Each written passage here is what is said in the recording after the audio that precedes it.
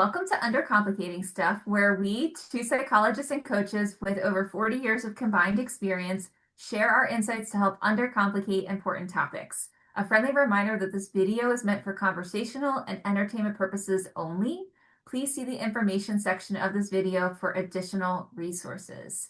Dr. Gedeon, introduce yourself. Hey, I'm Stacey Gedeon. I'm a health psychologist and the founder and CEO of a healthcare consulting and professional coaching business. And back to you, Dr. Radico. I'm Julie Radico. I am a psychologist, a coach, an author, and a speaker. Our question today is, what really happens in cognitive behavioral therapy, or as we're going to call it throughout this video, CBT? And so you hear a lot about CBT, like cognitive behavioral therapy, and that it's a good evidence-based therapy. And so you'll see it a lot when you look for therapists online, and you'll kind of see like, well, what kind of treatment do they provide? And you might see CBT. So we want to undercomplicate what is CBT. And one of the ways that I would encourage you to think about it is really like honing in on those letters, the C and the B. So therapy is great. It's part of lots of different therapies. So we're just going to ignore the T. C is cognitive. So a lot of CBT focuses on your thoughts, what it is that you're thinking.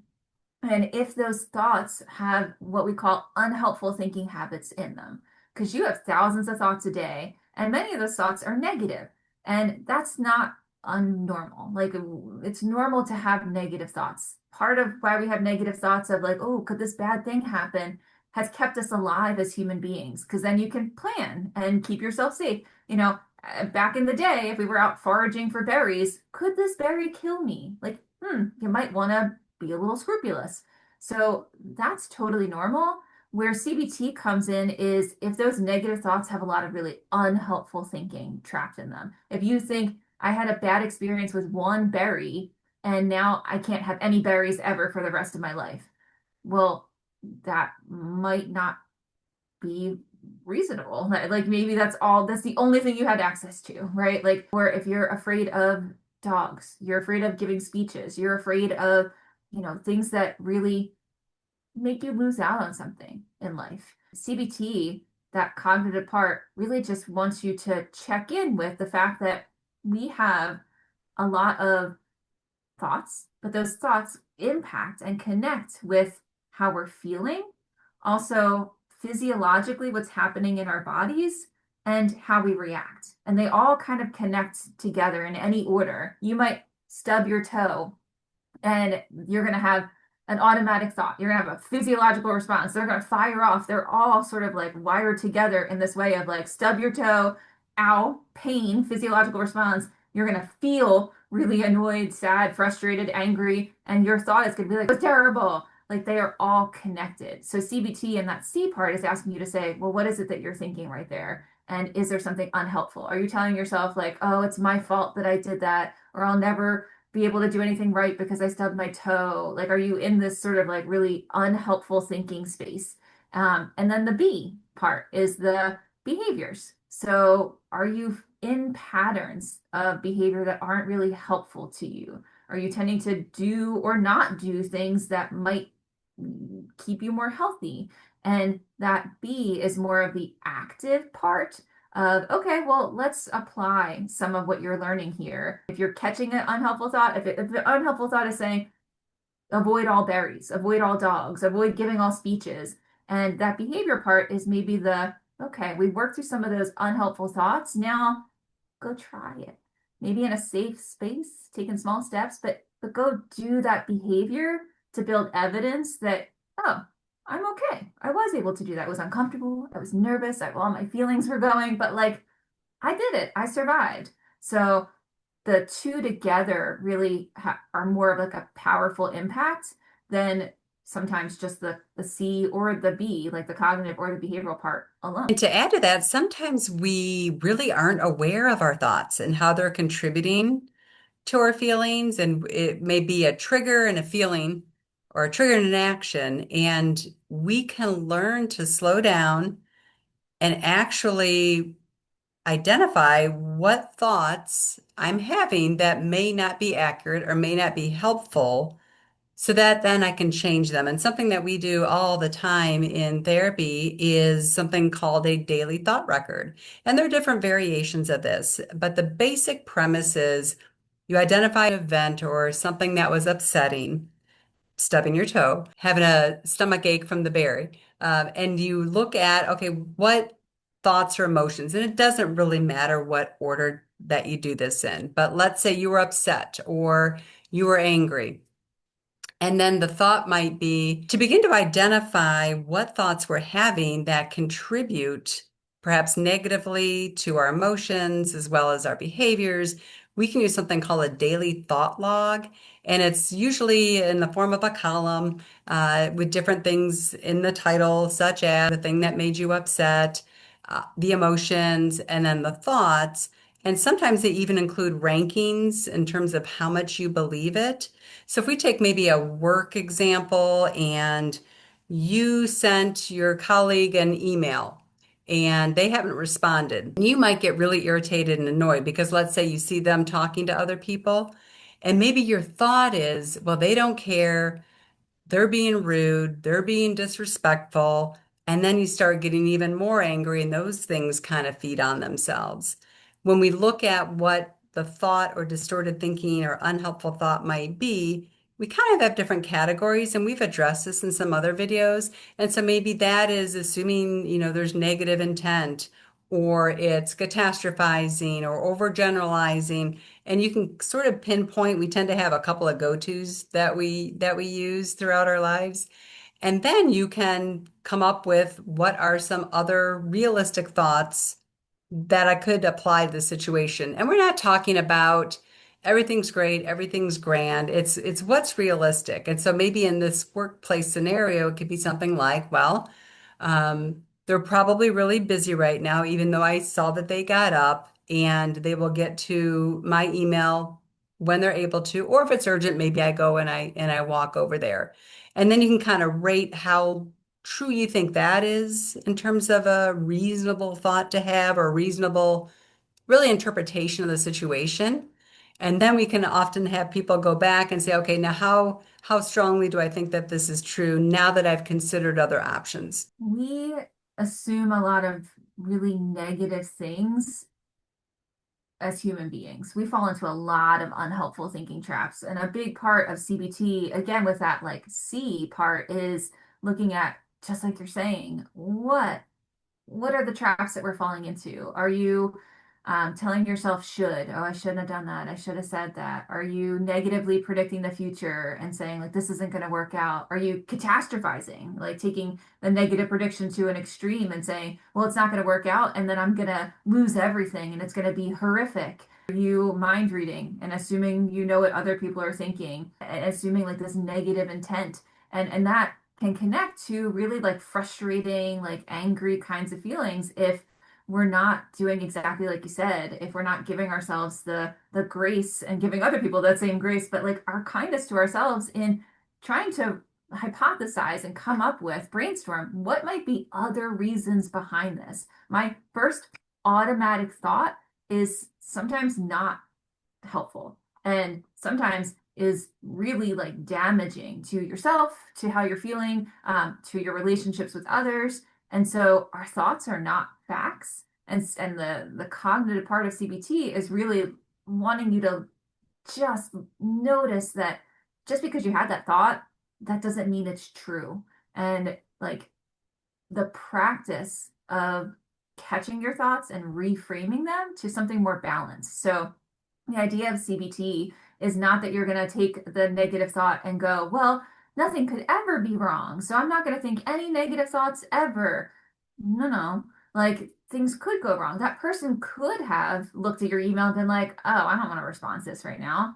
We still don't know why, right? Maybe they don't feel prepared. Maybe they don't have the right answer. Maybe they went to talk to somebody else because they were trying to figure out how they needed to respond to get you the right information. Whatever, we could come up with a million scenarios, but really trying to come up with a more balanced, realistic, helpful explanation to your thought rather than oh, I'm just going to stay in this unhelpful space. Like I had this negative thought and it's got all this unhelpful stuff in it. Like I've got the shoulds, I've got the what ifs, I've got the mind reading, it's all in there.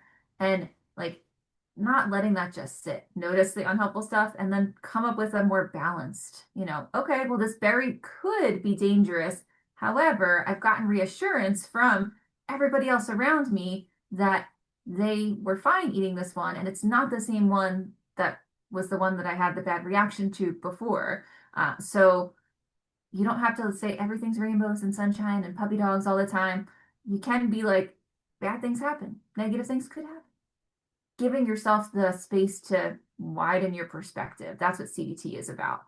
And so the other encouragement along with this is really to put these things into action. So the more you practice catching your thoughts, reframing your thoughts, the better you get at it. It's a skill. It's like a muscle you're building strength in. Similarly, having your behaviors follow that. So if I, let my thoughts just take me on this, oh, this person doesn't want to respond to my email, this is terrible, they don't like me. If I let them do that, well, then I'm going to avoid that person most likely. But if I challenge that thought, reframe it, come up with something more balanced, then maybe I also want to follow through with the behavior that follows that and go, no, it's okay.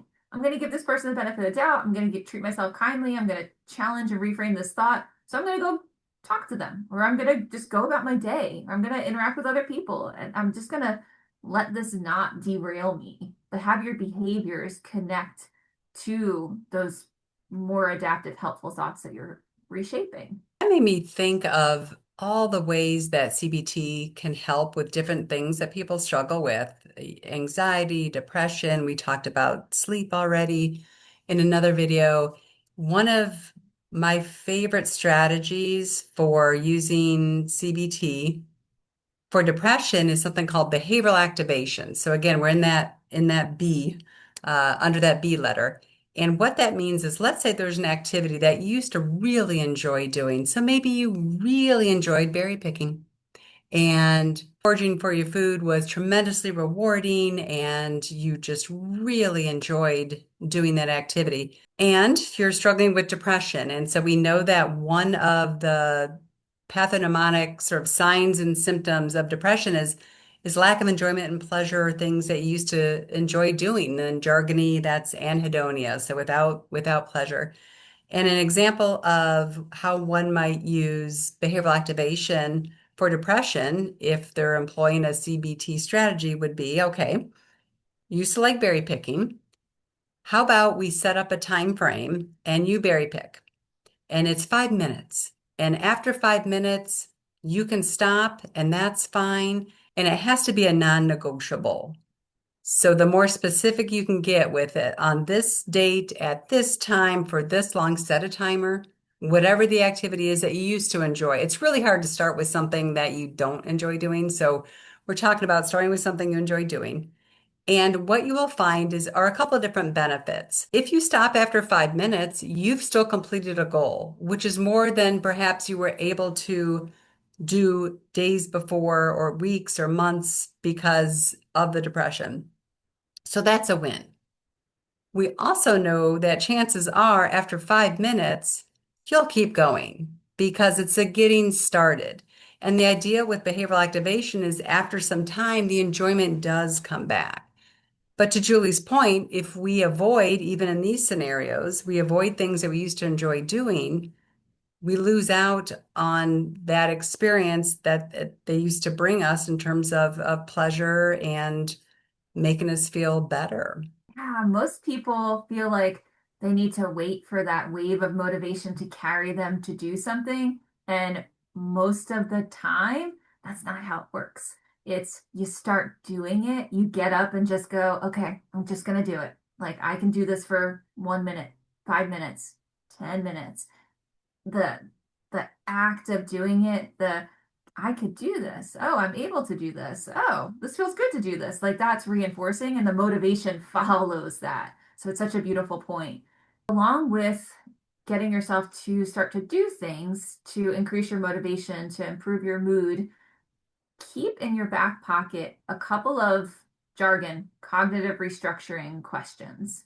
So, sounds really complicated, but they are straightforward questions that when you're catching an automatic, unhelpful thought, So you got a negative thought and you look at it and you go, oh, there's some unhelpful stuff in here. You've got some mind reading, you're catastrophizing, you are predicting the future in a negative way.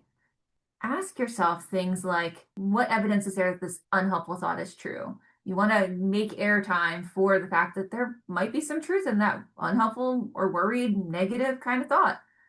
Also, then give the same amount of airtime to, well, what evidence is there that this unhelpful thought is not true? And really take stock of that. Ask yourself, how is this thought, this negative thought that you caught, how is that holding you back? So ask yourself, well, if I'm telling myself this is never going to work out, how is that holding me back? Is it stealing your motivation? Is it making you doubt yourself? Is it really like making you feel like there's no hope? And then my favorite, if anybody ever asked me, which who would, but if you wanted to ask me, like, what's your favorite cognitive restructuring question? My favorite is, what would you say to a loved one who had the same negative thought that you had? Because you might be sitting there saying to yourself, oh, it's not even worth trying. I should just give up. Would you say that to somebody that you cared about? Would you be like, yeah, you should just give up? I don't know why you're trying. I like you just, don't even. No, you're going to be so much kinder to somebody that you love. So catch what it is that you would say to them and hold on to that. So ask yourself things like, what's the evidence this is true or false? How does this idea hold you back? And what would you say to a loved one who's having that same unhelpful thought? You covered the cognitive part so beautifully. I will focus on the behavioral part for my takeaways. And a couple of things come to mind with using behavioral activation. That's one of my favorite strategies.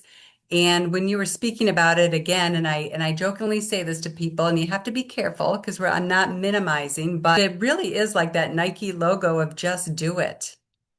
And if you wait to try to feel motivated or energized, and you're feeling really down, or even if you're just not motivated and it's a regular day, if you don't change and start to do something, kind of nothing changes.